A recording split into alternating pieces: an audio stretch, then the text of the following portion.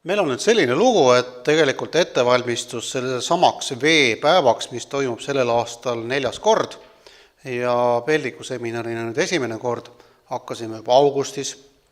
Hakkas see sellega pihta, et hakkasime mõtlema, et võiks olla meil selline asi nagu veealaste uurimistööde konkurss. Mis te arvate, mitu tööd meile esitati konkursile sellel aastal?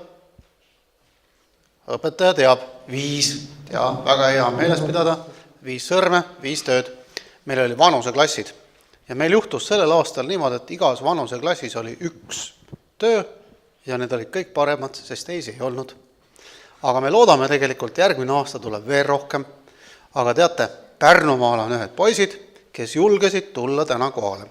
Meil oli siin Krootuselt, olid siis ka Kääpa koolist, olid loomulikult Tallinnast Reaalkoolist, siis oli meil ka Tallinna Tehnika Kõrgkooli üks tudeng ja loomulikult oli Pärnumaalt Üle Jõe põhikooli õpilased, kes uurisid, palju vett juuakse.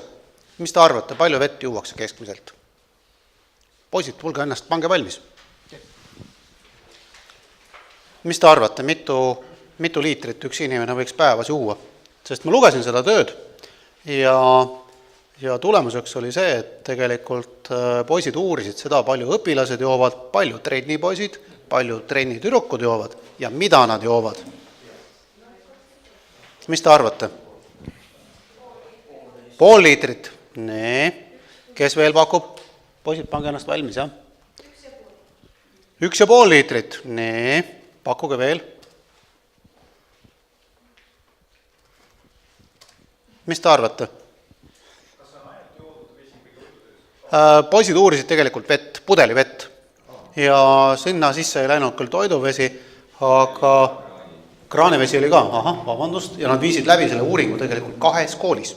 Üks oli Harjumaal Aruküla koolis ja teine oli siis oma koolis. Aga olete valmis, jah?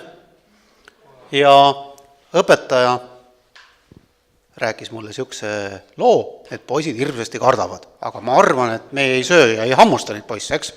On ju nii? Olete nõus? Ja tegelikult poistel pole mitte midagi vaja karta, sellepärast, et me oleme heatahtlikud. Nii, palju on teie võimalus. Kes räägib? Mõlemad. Jah. Ma see läheb nüüd ülekandesse ka, siis on otsulekande jaoks on vaja helitausta.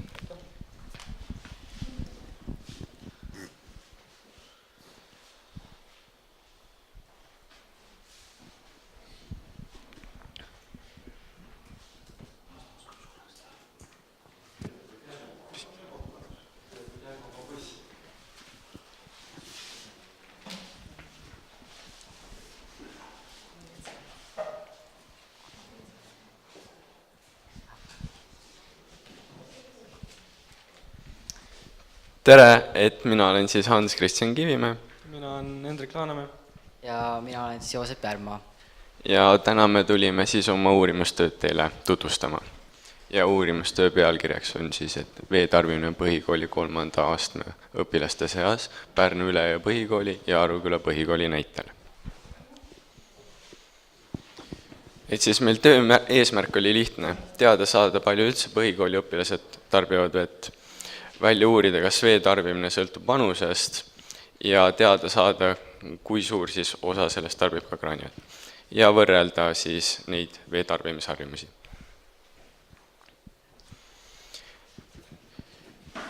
Ja siis püstitasime omale ülesanded. Ja ülesandeteks on siis, et viime selle küsitluse 3. kooliastmes läbi, siis analüüsime saadud küsimuste tulemusi, võrdleme neid Pärnu Üle põhikooli vahel ja Aruküla põhikooli vahel ja siis teha kokkuvõtted.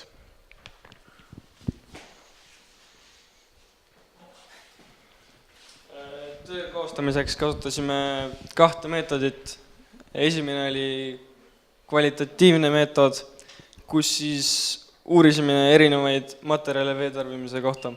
Ja teine oli kvantitatiivne meetod, kus analüüsisime küsitlused ja väljendasime neid diagrammidena. Et siis siin on kirjas ekraanivee tarbimine ja selle all me mõtleme seda, et kõik, mis tuleb kodus kraanist, et kui sul juhuslikult tulebki kuskilt mingi Alpide mineraalvesi kraanist, siis see loeb ka selle all. Et siis esimeselt diagrammilt on näha, et siin on uuritud siis spordiga tegelevaid poisse ja tuleb välja, et Aruküla põhikoolis spordiga tegelevad poisid eelistavad siis väiksemates kogustes vett juba. Aga koguste suurenedes Pärnu Üle põhikool siis läheb ette vee tarbimise suhtes. Sellel diagrammil näeme siis pudelivee tarvitamise spordiga tegelevate poiste seas, kus väikese koguses joob Pärnu Üle põhikooli õpilased rohkem, kuid veepudeli suuruses tõuseb, siis Aruküla põhikooli õpilased joovad rohkem. Ja ma lisan ka selle pudelivee alla, et pudelivee all mõtleme kõike pudelis olevaid vesi või vett, mis müüdakse poes, nii et vanas ja kasemahl ei loe. Ja siit näeme siis spordiga tegelevate tüdrukute seas. Ja et spordiga tegelevad tüdrukud siis eelistavad tarbida kas siis üldse väga vähe või mitte üldse või suures koguses. Ja Pärnu Üle põhikooli omad eelistavad siis olla seal vähese ja suure koguse vahel. Siin me näeme pudelivee tarvitamise spordiga tegelevate tüdrukute seas, kus väikeses koguses tarbib üle poole õpilastest, kuid pudelivee suurenedes tõuseb hoopis Aruküla põhikooli õpilaste arv. Et siin diagrammil on siis spordiga mitte tegelevad poisid. Ja siit on näha, et on tulnud selline asi, et diagrammid ei kattu. Ja Aruküla põhikooli mitte spordiga tegelevad poisid siis eelistavad juua väikstes kogustes vett ja Pärnu Üle omad suurtes kogustes. Pudelivee tarvitamise spordiga mitte tegelevad poiste seas on mõlemas koolis sama, ehk siis põhimõtteliselt mõlemad kas tarbivad või tarbivad väga vähestes kogustes. Ja siis kraanivee tarbime mitte spordiga tegelevate tüdrukute seas. Siit tuli välja, et Aruküla põhikool tarbib ikka väheses koguses rohkem kui Pärnu Üle põhikool, aga jällegi koguste suurenedes läheb Pärnu Üle põhikool tarbimises ette. Pudelivee tarvitamine spordiga mitte tegelevate tüdrukute seas on üpris sama, et vähestes kogustes, kuid pudelivee suurenedes enam Aruküla õpilased ei tarbita nii palju vett.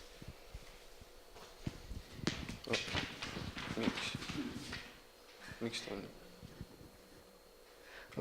Tulemuse siis kokkuvõtte võib öelda, et Pärnu Üle põhikoolis küsitletud õpilased tarbivad piisavalt vett. Aruküla põhikooli õpilased tarbivad piisavalt vett ainult spordiga tegelevad õpilased. Saime teada ka Pärnu Üle põhikooli õpilased muude karastusjooki tarvitamine on mõistlikus piires. Samas uurimustulemused Arukooli põhikoolis läbi viidud uurimused puudusid ning sellepärast ei saanud me andmeid diagrammis võrrelda.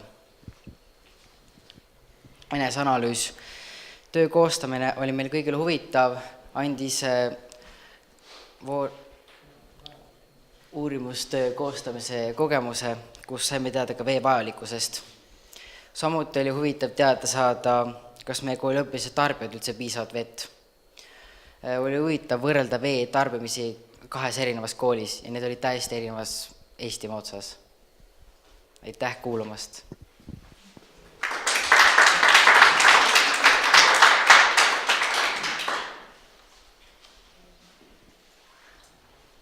Küsimusi?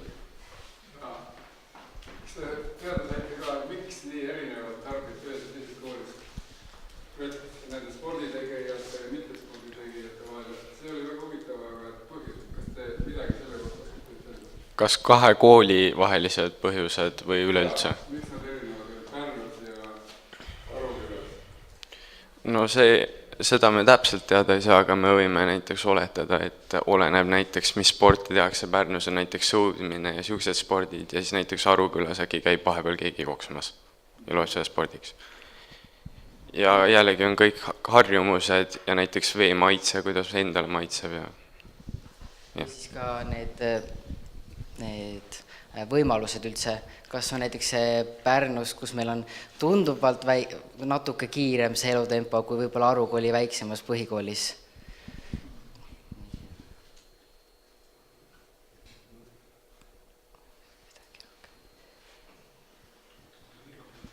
No palju siis keskmiselt üks õpilane tarbis? Alla 1,5 liitri, mis on natukene vähe, et sinna liidad selle koolitoidu näiteks, kui on supp, jood seal näiteks piima kõrvale, et siis ikka jääb natukene väheks kasvavale organismile. Nii.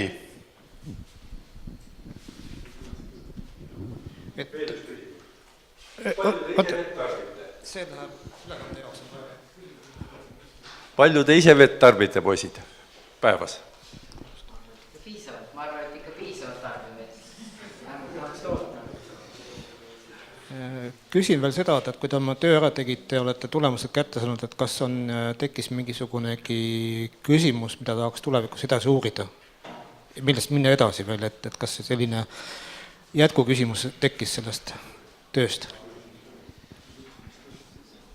Et teha võib-olla veel põhjalikumalt, et saada veel rohkem infot, kas või see, et kui panna juurde, et see, kui me saame toiduga vett, et palju siis nii-öelda see kokku teeb nii kraanivee, lihtsalt toiduga söömine, palju siis see veekogus tuleb?